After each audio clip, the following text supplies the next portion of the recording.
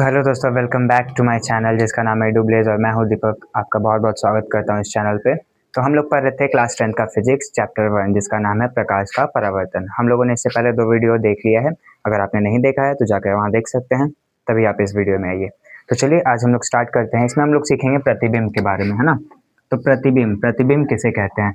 तो जब कोई प्रकाश की किरण दर्पण से टकराने के बाद जिस बिंदु पर मिलती है या मिलती हुई प्रतीत होती है, तो उस बिंदु को वस्तु का प्रतिबिंब कहते हैं। अब इसका क्या मतलब है, अब इसको समझते हैं। जैसे हम लोगों ने कल सीख लिया था प्रकाश का परावर्तन किसे कहते हैं। तो उसमें क्या हो रहा था कि कोई प्रकाश स्रोत से प्रकाश की किरण आ रही थी, किसी वस्तु से या किसी सतह से टकरा के वापस लौट जा रही थी। तो अब वो टकराने के बाद जो किरण थी, हम लोग उसमें एक किरण दिखाए थे कि एक किरण आ रही थी, टकरा के वापस लौट जा रही थी। लेकिन अब प्रकाश के स्रोत से तो एक किरण आती नहीं है। तो मान लीजिए कि कम से कम दो किरणें प्रकाश की किरण आ रही है और किसी सतह से टकरा रही है। तो टकराने के बाद वो दोनों किरणें जहाँ पे भी जाके मिलेंगी, वहीं पे जहाँ पे वो मिल रही हैं वहीं पे उसका वो प्रतिबिंब बनाएगा। किसका? तो जिस प्रकाश स्रोत से वो निकल रहा है उस प्रकाश स्रोत का, या जिस वस्तु से निकल रहा है उस वस्तु का। ठीक है, तो इसको हम लोग फिगर के द्वारा समझते हैं। ये कोई सतह है जिस पे प्रकाश की किरण आके टकराएगी।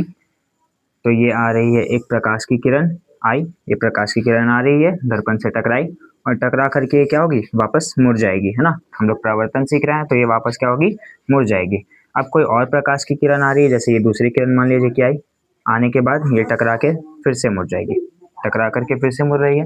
तो यहाँ पे जहाँ पे दर्पण से टकराने के बाद ये दोनों बिंदु जहाँ पे मिल रही है, तो देखिए ये दोनों प्रकाश की किरण है, ये पहला और ये दूसरा मान लेते हैं। तो पहला किरण आया, यहाँ पे टकराया, टकराने के बाद ये आ रहा है ये लाइन में, है ना। दूसरा ये प्रकाश की किरण थी, आई, यहाँ पे दर्पण से टकराई, टकराने के बाद ये दूसरा लाइन वापस चला गया, परावर्तित हो गया, है ना। तो टकराने के बाद का एक किरण है ये और टकराने के बाद का दो किरण है ये।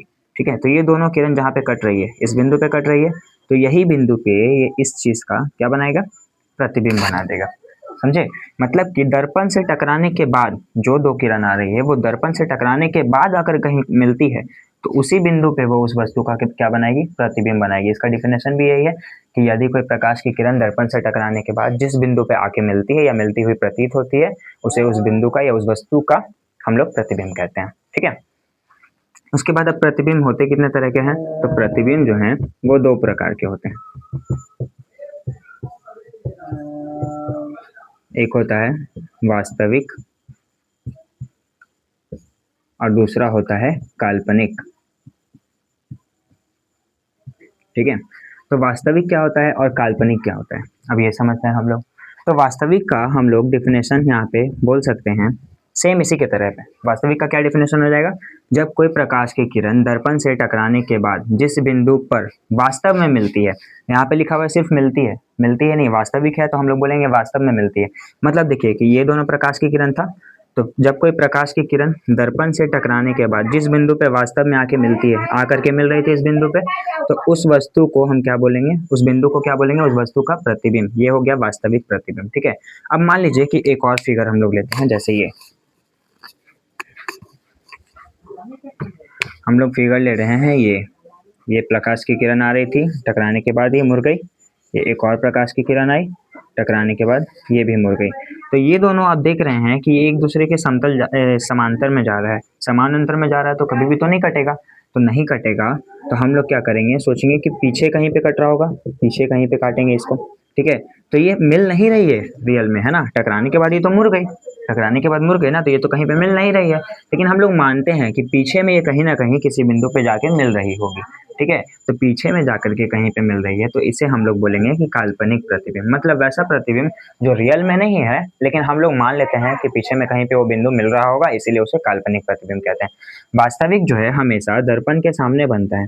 ये वास्तविक जो है ये हमेशा दर्पण के सामने बनेगा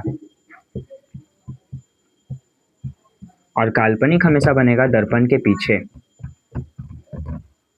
दर्पण के पीछे इसलिए क्योंकि वो रियलिटी में तो नहीं है ना, हम लोग बस मान रहे हैं कि पीछे कहीं पे मिल रहा होगा, लेकिन वैसा होता नहीं है, ठीक है।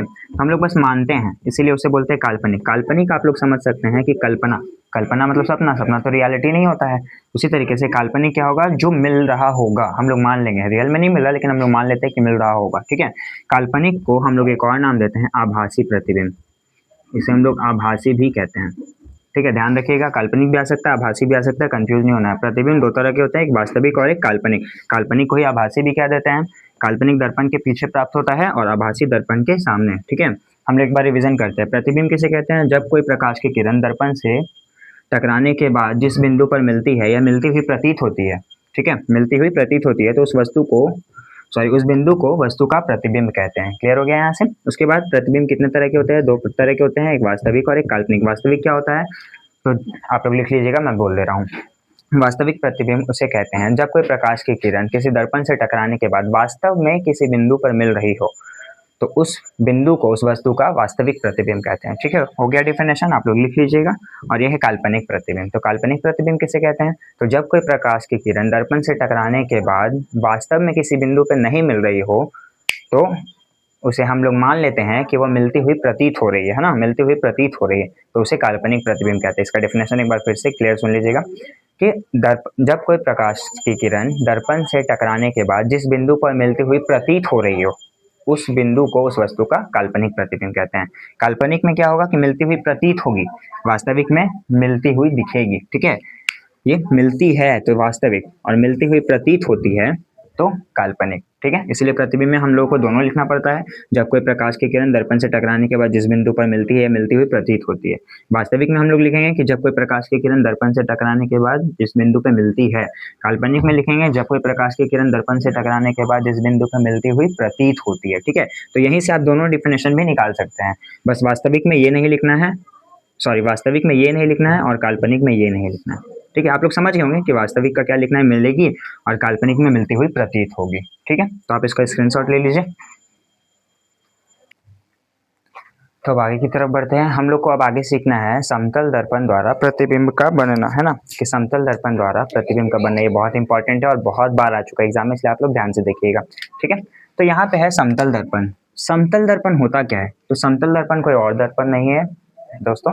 समतल दर्पण क्या है, जो आप लोग अपने घर में अपना आईना देखते हैं ना रोज सुबह सुबह उठ करके, क्या आज मैं कैसा लग रहा हूँ, तो वही है समतल दर्पण, ठीक है। तो समतल दर्पण वही होता है। तो उसी में जो प्रतिबिंब बनता है वह कैसा बनेगा, उसका क्या फीचर्स है, वही हम लोग को यहाँ पे लिखना है, ठीक है। तो सबसे पहला होता है यहाँ पे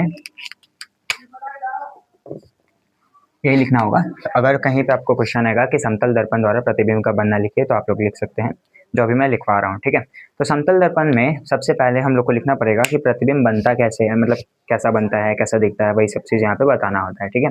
तो पहला है समतल दर्पण द्वारा प्रतिबिंब का बनना में कि अगर हम लोग मान लीजिए कि घर में सुबह सुबह उठते हैं और आईना देखते हैं, ठीक है, बाहर निकले आईना तो देखते ही है। तो आईना देखेंगे तो उसमें हम लोग को क्या दिखता है, जब हम लोग अपना फेस देखते हैं उसमें, है ना, तो फेस देखते हैं तो उसमें ऐसा तो नहीं लगता कि मैं मतलब कि जितना ऊंचा हूँ, मान लीजिए कि मेरी हाइट कुछ भी है, 4 फीट है, 5 फीट है, तो मैं अगर आईना ऐसे सामने लूंगा तो आईने में मेरी हाइट जो है वो मेरे से ऊपर थोड़ी दिखेगी, दिखती है, नहीं दिखती है। मतलब आईना जो लेते हैं हम लोग, उसमें मेरी हाइट जितनी है वो आईने के अंदर जो प्रतिबिंब बनता है ना, आईने के अंदर जो मुझे दिखाई देता है कि मैं ही अंदर में खड़ा हूँ, जो मेरा प्रतिबिंब है वो मेरे ही हाइट का होता है ना, कि अगर मेरी जितनी ऊंचाई है तो उस प्रतिबिंब की ऊंचाई भी उतनी ही होगी, है ना। तो समतल दर्पण में जो प्रतिबिंब बनता है, सबसे पहले हम लोग इसमें लिख सकते हैं कि इसमें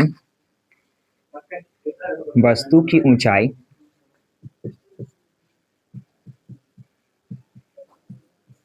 प्रतिबिंब की ऊंचाई के बराबर होगी, प्रतिबिंब की ऊंचाई के बराबर होगी,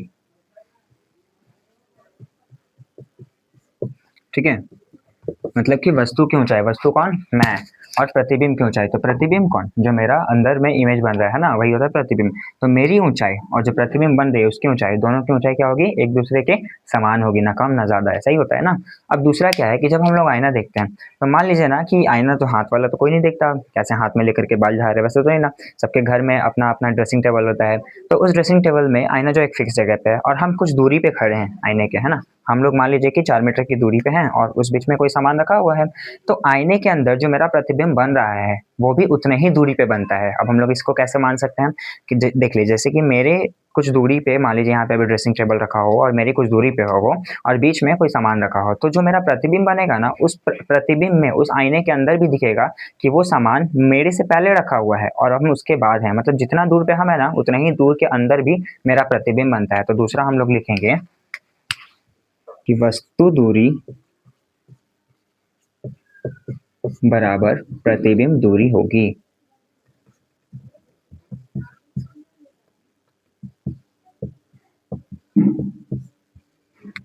है ना, वस्तु दूरी बराबर प्रतिबिंब दूरी, मतलब वस्तु जितना दूर होगा आईने से, दर्पण से, प्रतिबिंब भी उतनी ही दूर पर बनेगी। ठीक है, दोनों चीज समझ में आ गया।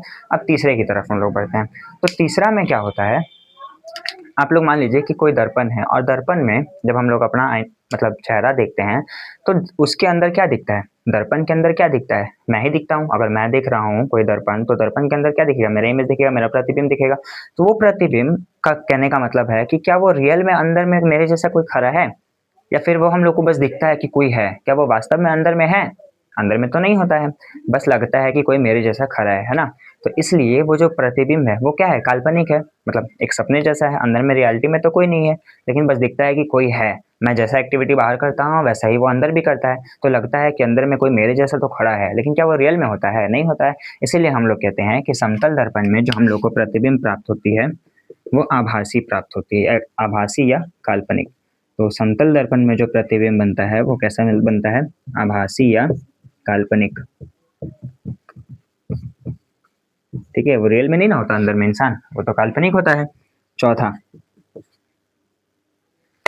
हम लोग क्या क्या सीखे हैं, वस्तु की ऊंचाई प्रतिबिंब की ऊंचाई के बराबर होगी, वस्तु दूरी प्रतिबिंब दूरी के बराबर होगी, आभासी बनेगी या काल्पनिक बनेगी। आभासी काल्पनिक का मतलब समझ में आ गया कि वो अंदर में रियल में नहीं होता है कोई इंसान, वो मैं जो मैं देख रहा हूँ अगर आईना, तो अंदर में रियल में नहीं हूँ, वो तो काल्पनिक है। चौथा, अब मान लीजिए कि कोई हम लोग दर्पण देखते हैं, तो दर्पण जब हम देखते हैं तो आप लोग जब किसी दर्पण के सामने में खड़े होते हैं और अगर आप लोग अपना राइट हैंड को अगर ऊपर करते हैं, तो जो अंदर वाला इंसान है, जो काल्पनिक है, जो मेरा प्रतिबिंब बना है, वो अपना हाथ को राइट नहीं उठाता, वो अपना लेफ्ट हाथ उठाता है ना। अगर मैं लेफ्ट हाथ उठा रहा हूँ तो वो भी क्या होता है कि राइट हाथ उठाता है। मतलब जो मैं एक्टिविटी करता हूँ उसका जस्ट अपोजिट है ना। अपोजिट भी कैसा, पूरी तरह नहीं, ऐसा तो नहीं है कि मेरा पैर नीचे सर ऊपर दिखता है, वो तो सामने ही दिखता है, बस हाथ का हेर फेर है ना।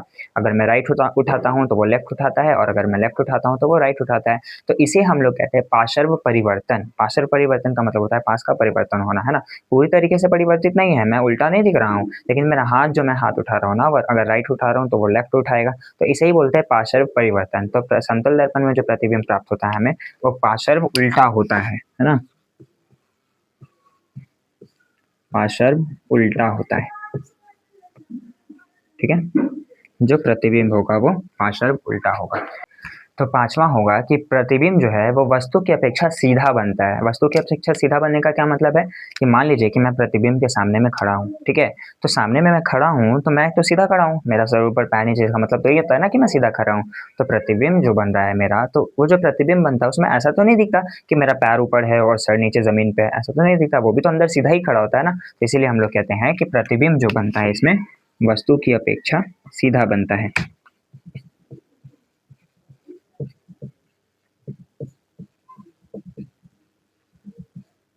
ठीक है, तो ये पांचों पॉइंट हो गया आपका, और ये 5 पॉइंट ही आप लोग को एग्जाम में लिखना है, आप लोग को नंबर मिल जाएगा पूरा, एक भी नंबर नहीं कटेगा यहाँ से, आप लोग विश्वास रखिए। हम लोग इसको एक बार रिवीजन करते हैं। तो समतल दर्पण द्वारा प्रतिबिंब कैसा प्रतिबिंब बनता है, सबसे पहला बनता है कि वस्तु की ऊंचाई, वस्तु की जो ऊंचाई है, अगर वस्तु 4 फीट का है तो 4 फीट की उसकी प्रतिबिंब भी बनेगी, यानी कि वस्तु की ऊंचाई प्रतिबिंब की ऊंचाई के बराबर होगी, यही होता है ना। दूसरा है कि वस्तु दूरी बराबर प्रतिबिंब दूरी, वस्तु अगर दर्पण से जितना ही दूरी पे रखा है तो दर्पण के अंदर उसका प्रतिबिंब भी उतना ही दूरी पे बनेगा। जैसे वस्तु अगर 10 मीटर की दूरी पे है दर्पण से, तो उसका प्रतिबिंब दर्पण के अंदर 10 मीटर पे ही बनेगा, ये भी क्लियर है। तीसरा है आभासी या काल्पनिक। अब आभासी का क्या मतलब है कि वस्तु मतलब जो मैं देख रहा हूँ अगर आईना, तो क्या अंदर में मैं ही तो नहीं ना खड़ा हूँ, वो तो काल्पनिक होता है, वो तो बस हम लोग मान लेते हैं कि कोई खड़ा है, इसे ही हम लोग बोलते हैं काल्पनिक या आभासी। अब है पार्श्व उल्टा। पार्श्व उल्टा कहने का मतलब होता है कि अगर मैंने अपना राइट हैंड ऊपर किया है तो जो दर्पण के अंदर मेरा प्रतिबिंब बन रहा है वो अपना लेफ्ट हैंड ऊपर करता है ना। तो ये क्लियर है। पांचवा है वस्तु की अपेक्षा सीधा बनता है। सीधा कहने का मतलब अभी मैंने बताया कि अगर मैं आईना देख रहा हूँ तो मेरा जैसे अभी सर ऊपर और पैर नीचे है, तो उसमें भी तो उसका भी तो सर ऊपर पैर नीचे ही होता है। ठीक है, तो आप आई होप कि आपको पांचों पॉइंट क्लियर होगा। आप इसका स्क्रीनशॉट ले लीजिए, तब बढ़ते आगे की तरफ। अब आगे की तरफ बढ़ते हैं। अब हम लोग को समझना है कि दर्पण कितने तरह के होते हैं। तो दर्पण दो तरह के होते हैं। पहला होता है समतल दर्पण, जिसके बारे में अभी हमने सीखा कि समतल दर्पण में प्रतिबिंब कैसे कैसा बनता है, कैसा होता है, उसका फीचर्स क्या होता है। और दूसरा होता है गोलीय दर्पण। ठीक है, तो समतल दर्पण और गोलीय दर्पण हम लोग को यहाँ पढ़ना है कि समतल दर्पण बनता कैसे है और गोलीय दर्पण क्या होता है। तो गोलीय दर्पण का भी दो हिस्सा होता है, पहला होता है अवतल और दूसरा होता है उत्तल। ठीक है, आइए इसे हम लोग समझते हैं। तो समतल दर्पण कैसे बनता है। मान लीजिए कि आप कोई कांच का टुकड़ा ले लीजिए, सीधा सा, एकदम सीधा सा कांच का टुकड़ा लीजिए। ठीक है, अब इसको पीछे से रंजित कर दीजिए, यानी कलई कर दीजिए या पेंट कर दीजिए कह सकते हैं। जब इसे हम लोग पीछे से पेंट कर देंगे, कहते हैं कलई कर देना। ठीक है, तो जब पीछे से पेंट कर देंगे तो इसमें आने वाली जो भी किरणें होंगी ना, टकराने के बाद अब क्या है कि वो परावर्तित हो जाएगी। आ रही है, टकराने के बाद परावर्तित हो जा रही है। ठीक है, समतल दर्पण समझ में आ गया। उसके बाद जानते हैं गोलीय दर्पण क्या होता है। तो गोलीय दर्पण किसी खोखले गोले का भाग होता है। गोलीय दर्पण क्या होता है, किसी खोखले गोले का भाग होता है। जैसे कि आप लोग को जो दिख रहा है नहीं गोला, ये फिर एक ड्रॉ किया हुआ फिगर टाइप आप लोग को भी दिख रहा होगा, लेकिन ये होता है रियल में एक बॉल के जैसा, एक गेंद की जैसा, है ना, जो कि अंदर से खोखला होता है। ठीक है, तो गोलीय दर्पण में हम लोग इसका डिफिनेशन लिख सकते हैं क्या। गोलीय दर्पण किसी खोखले गोले का भाग होता है।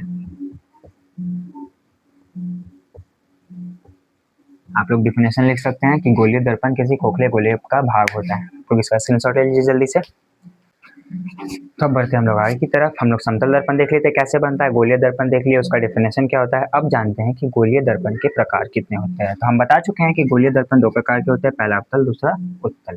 तो ये बनता कैसे है अवतल दर्पण या उत्तल दर्पण गोलीय दर्पण से। तो हम बोले थे अभी कि गोलीय दर्पण किसी खोखले गोले का भाग होता है। मान लीजिए कोई खोखला गोला है, अब इसको हम लोग इतना दूर से काट करके निकाल लेते हैं। ठीक, मतलब ये हिस्सा, इतना दूर वाला हिस्सा काट के निकाल लिए। चूंकि ये खोखला है तो ये कुछ इस प्रकार से निकलेगा, ऐसे इतना काट करके हम लोगों ने निकाल लिया। ठीक है, अब निकालने के बाद अब जो चीज़ हम लोग समतल दर्पण में किए थे, पीछे से क्या किए थे, कलई कर दिए थे। अब इसमें हम लोग क्या करेंगे कि पीछे की ओर ये कलई कर दे रहे हैं। ठीक है, ठीक है, समतल दर्पण में जब हम लोग पीछे की ओर कलई किए थे तो परावर्तन उसके उल्टे साइड हो रहा था, जिस साइड कलई किया हुआ है उसके उल्टे साइड, है ना। तो इसमें भी सेम वही चीज़ होगा कि पीछे की ओर कलई किया हुआ है तो परावर्तन कहाँ होगा, अंदर की ओर होगा। जब कलई बाहर की ओर है तो परावर्तन अंदर की ओर होगा। ठीक है, तो इसमें हम लोग एक किरण ऐसे ले जा रहे हैं। देखिए जो किरण जा रहा है वो अंदर की ओर मुड़ जा रहा है ना, जा करके मुड़ जा रहा है। फिर एक किरण आया, दर्पण से टकराया, टकराने के बाद मुड़ जा रहा है किसी। ठीक, कोई और किरण लेते हैं। ये किरण जैसे कि जा रहा है, टकराने के बाद आ गया ऐसे। एक और किरण ऐसे जा रहा है, टकराने के बाद आ गया ऐसे। ठीक है, तो ये है अवतल दर्पण। अवतल दर्पण का डिफिनेशन हम लोग यहाँ पे लिख सकते हैं, लिख लेते हैं। तो पहला है अवतल, अवतल दर्पण। तो अवतल दर्पण किसे कहते हैं, यह गोलीय दर्पण का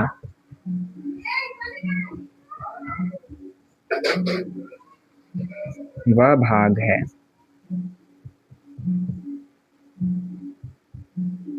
जिसका परावर्तक सतह अंदर की ओर होता है।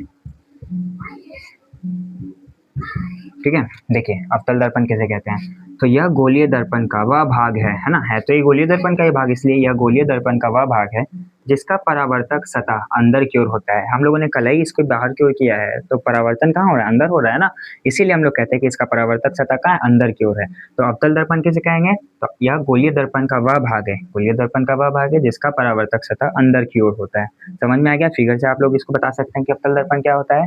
ठीक है, अब हम लोग दूसरा लेते हैं एग्जाम्पल। जैसे कि मानते हैं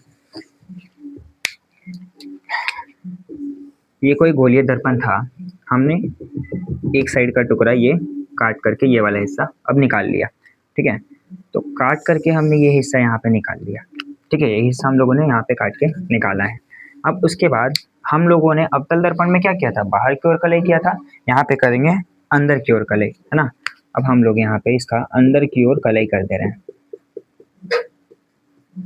अब अंदर की ओर कलई करेंगे तो परावर्तक सतह कौन सा होगा, बाहर की ओर होगा, मतलब परावर्तन बाहर की ओर होगा ना। देखिए जैसे कि कोई किरण आएगा, टकराएगा और परावर्तन होकर चला जाएगा, कोई किरण आएगा, टकराएगा, परावर्तन होकर चला जाएगा।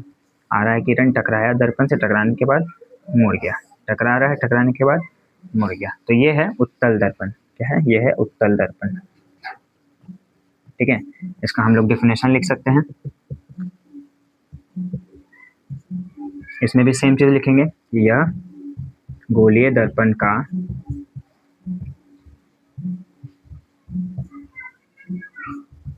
वह भाग है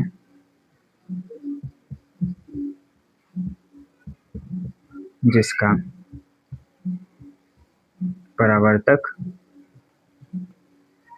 सतह बाहर की ओर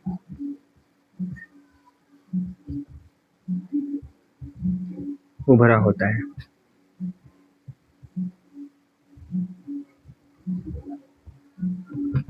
ठीक है, आप लोग इसका डेफिनेशन देख सकते हैं, बहुत ही इजी डेफिनेशन है, आप लोग समझिए।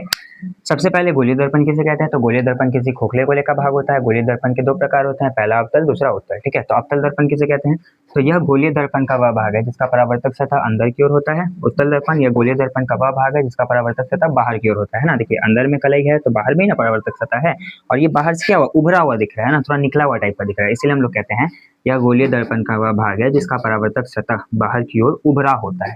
ठीक है, आप लोग इसका स्क्रीनशॉट ले लीजिए जल्दी से। तो दोस्तों आगे की तरफ बढ़ते हैं। तो देखिए हम लोग यहाँ पे ले लेते हैं कोई एक दर्पण। ठीक है, जैसे हम लोगों ने यहाँ पे ले लिया एक अवतल दर्पण। अभी हम लोग सीखें कि अवतल दर्पण किसे कहते हैं।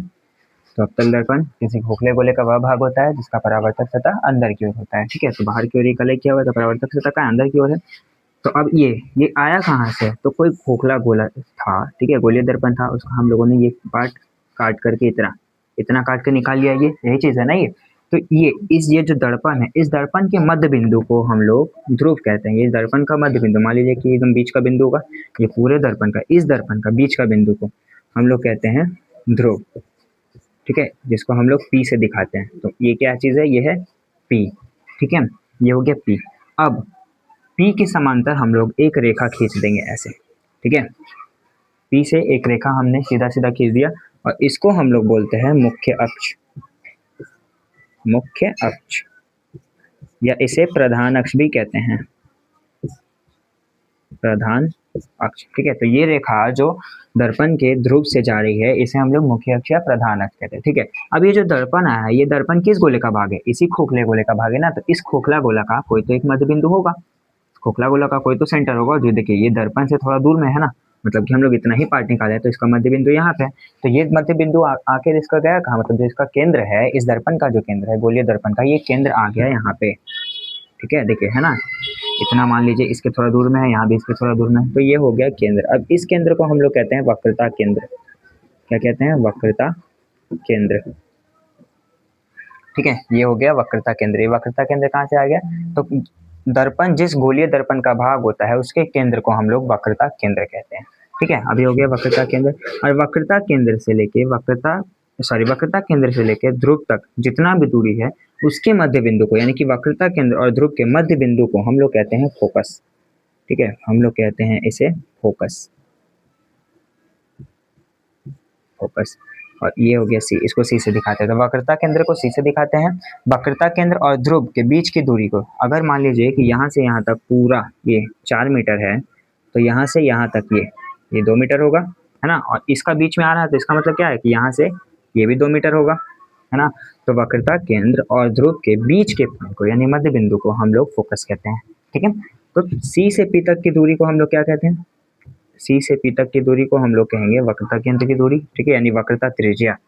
क्या मतलब, सी से, यहाँ देखिएगा, सी से पी तक की दूरी क्या कहलाती है, वक्रता त्रिज्या। ठीक है, मतलब ये पूरा सी से पी तक जितना भी डिस्टेंस है, हम लोगों ने माना है तो 4 मीटर है, तो सी से पी तक का जो दूरी है इसको बोलेंगे वक्रता त्रिज्या, जिसको हम लोग दिखाते हैं कैपिटल आर से। ठीक है, वक्रता त्रिज्या को हम लोग दिखाते हैं कैपिटल आर से। और पी से एफ तक का जो दूरी है, ठीक है, पी से एफ तक की दूरी फोकस दूरी कहलाती है। क्या कहलाती है? फोकस दूरी। पी से एफ तक की दूरी क्या कहलाती है? फोकस दूरी। इसे हम लोग एफ से सूचित करते हैं। ठीक है, देखिए पी से एफ तक का जो दूरी होगा उसे हम लोग फोकस दूरी कहेंगे। जैसे 2 मीटर है, नहीं 2 मीटर क्या है हमारा? फोकस दूरी है, तो इसे हम लोग एफ से सूचित करते हैं। समझ में आ गया बात यहाँ तक? एक बार रिपीट कर लेते हैं कि ये दर्पण, इस दर्पण के मध्य बिंदु को क्या कहते हैं? ध्रुव कहते हैं।